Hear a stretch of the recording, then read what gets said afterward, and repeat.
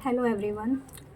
आज हम कुछ इम्पोर्टेंट पॉइंट्स पर डिस्कस करेंगे, जैसे कि केवीएस की कट ऑफ क्या रह सकती है, हमें अभी प्रिपरेशन करनी चाहिए या नहीं, हम अगर करनी है तो हम कैसे करें, कोई बैच परचेज़ करें या कैसे। तो इन सब बातों पर हम डिस्कस करेंगे एंड इस वीडियो में मैं अपना ऑनेस्टली एंड क्लियरली आपको सब चीज़ें एक्सप्लेन करने की कोशिश करूँगी। वीडियो को एंड तक ज़रूर देखिएगा। तो सबसे पहले हम बात करते हैं AMRS की जो कट ऑफ है वो इतनी हाई गई है, तो क्या केवीएस में भी कट ऑफ ज़्यादा जाने के चांसेस हैं। कट ऑफ का वैसे तो हम फाइनल नहीं बता सकते कि कितनी जाएगी, लेकिन यह है कि AMRS में पोस्ट भी कम थी एंड वहाँ पे कंपटीशन ज़्यादा था, और कुछ स्टूडेंट्स जो है लैंग्वेज में काफ़ी डिस्क्वालीफाई हो चुके हैं, जिनके मार्क्स भी ज़्यादा बन रहे थे कट ऑफ से, लेकिन फिर भी वो लैंग्वेज की वजह से सिलेक्ट नहीं हो पाए, इसलिए भी कट ऑफ थोड़ी ज़्यादा चली गई है। लेकिन केवीएस में इतना नहीं है, केवीएस में लैंग्वेज का कोई ऐसा अलग से हमें क्वालिफाई नहीं करना था। और केवीएस का जो एग्ज़ाम था वो EMRS से थोड़ा सा ठीक ही था, क्योंकि उसमें जीके के क्वेश्चन तो पता नहीं कहाँ से क्या थे। मुझे नहीं लगता कि इतनी जाएगी, बट देखते हैं, फाइनल तो रिज़ल्ट ही बताएगा। लेकिन मेरे अकॉर्डिंग जिसकी कैटेगरी में 65 प्लस के अराउंड बन रहे हैं तो उसे प्रिपरेशन करनी चाहिए। एंड कैटेगरी अगर जनरल कैटेगरी है, जैसे मैंने जनरल से फॉर्म फिल किया हुआ है, तो आई थिंक 68 प्लस 70 तो हमें प्रिपरेशन करनी चाहिए।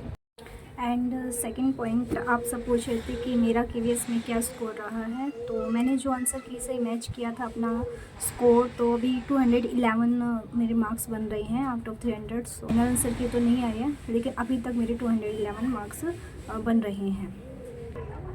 हमारा नेक्स्ट क्वेश्चन है कि हम बैच परचेज़ करें या नहीं करें।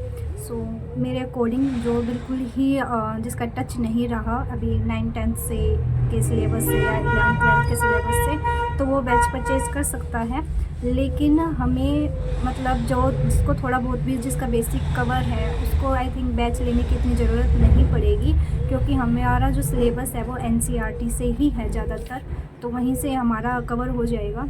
बाकी आप पे डिपेंड करता है कि आप कैसे पढ़ना पसंद करते हो। तो अभी तक मैंने तो अभी बैच नहीं लिया है। बाकी देखते हैं आगे, हम बैच परचेज़ अगर टेस्ट सीरीज़ हमें लेनी, टेस्ट सीरीज़ अगर हम लेंगे तो शायद ले भी लें। नेक्स्ट हमारे पास पॉइंट आता है कि अगर हम प्रिपरेशन करना चाहते हैं तो हम क्या अपनी स्ट्रेटजी बनाएं, क्या हम सोर्सेज फॉलो करें। तो मैं बता देती हूँ कि मेरे सोर्सेज क्या हैं, मैंने अपने लिए क्या स्ट्रेटजी बनाई है। अगर आप में उसमें कुछ और अगर आप अपनी तरफ से बताना चाहें तो मोस्ट वेलकम, आप ज़रूर मुझे बताइएगा कि अगर कुछ चेंज करना हो या कुछ भी। तो मैं चलते हैं अपनी स्ट्रेटजी पर। ये है मेरी strategy, limited sources plus multiple revision. हमें अपने सोर्सेज़ को लिमिटेड रखना है, क्योंकि अभी सोर्सेज़ की इतनी कमी है नहीं, PDF वगैरह सारी चीज़ें अवेलेबल हैं, तो इसलिए हमें अपने सोर्सेज़ को लिमिटेड ही रखना है एंड उसी की बार बार रिवीज़न करनी है। क्योंकि कहीं ना कहीं जो हमारे 2 नंबर से 1 नंबर से पॉइंट्स जो हम रह जाते हैं, तो वह हमारी रिवीज़न की एंड प्रैक्टिस की ही कमी होती है, तो हमें इसको मल्टीपल रिवीज़न करनी है। फ्रेंड्स, मैंने ये 8 डेज़ में डिवाइड किया है। ये मैंने अलजेब्रा के कुछ टॉपिक्स लिखे हैं एंड ये मैंने ज्योमेट्री के टॉपिक्स लिखे हैं। तो एक अलजेब्रा का टॉपिक और एक हमारा ज्योमेट्री का टॉपिक मैं कंप्लीट करूँगी। इसको करने में ही 5 to 6 आवर लग जाते हैं अगर डिटेल में अच्छे से करते हैं तो। मैं पहले ये करूँगी क्वाड्रेटिक इक्वेशन के साथ, जैसे ट्रायंगल। इससे पहले के जो टॉपिक है वो कंप्लीट हो चुके हैं। जैसे AP है तो उसके साथ भी मैं 10th का ट्रायंगल का जो टॉपिक है, इस तरीके से मैं ये करूँगी। एंड सोर्सेज मेरे रहेंगे इसमें NCERT से एंड RD MCQ की जो बुक आती है, ये बहुत अच्छी बुक है एंड बहुत इम्पोर्टेंट है, आप इसको ज़रूर करना। एंड साथ में PYQ जो हमारे KVS के NVS के जो PYQ हैं, इससे हमारी ऑब्जेक्टिव की प्रैक्टिस तो यहीं से हो जाएगी। ऑब्जेक्टिव की जो प्रैक्टिस है वो यहीं से कंप्लीट हो जाएगी। तो उसके बाद हमारा जो पोर्शन आता है 11th 12th एंड ग्रेजुएशन के टॉपिक्स हैं। तो हम पहले कैलकुलस, इनइक्वालिटी एंड मैट्रिसेस, ये 11th 12th का पोर्शन है, तो पहले ये कवर करेंगे और साथ में हम अपना नंबर थ्योरी और लीनियर अलजेब्रा, ये दोनों इजी टॉपिक है। ये हम 11th 12th की NCERT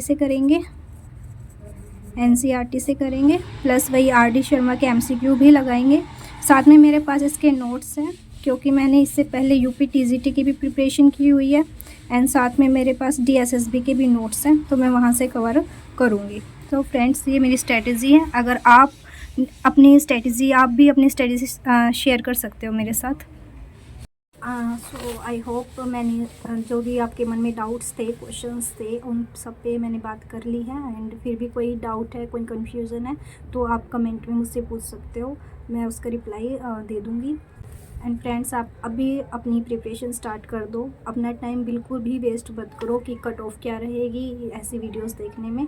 सो प्लीज़ आप मेरी बात मानिए, आप अपना सिलेक्शन से दूर हो रहे हो जैसे जैसे टाइम बीत रहा है, क्योंकि केवीएस ने टियर 1 का एग्ज़ाम इतनी जल्दी ले लिया है और वो रिज़ल्ट भी मुझे लगता है 15-20 दिन के अंदर अंदर हमारा रिज़ल्ट आ जाएगा, तो और क्लियरिटी हमें आ जाएगी, तो और हम अच्छे से स्टडी कर पाएंगे कि हमें आगे जाना है या नहीं जाना।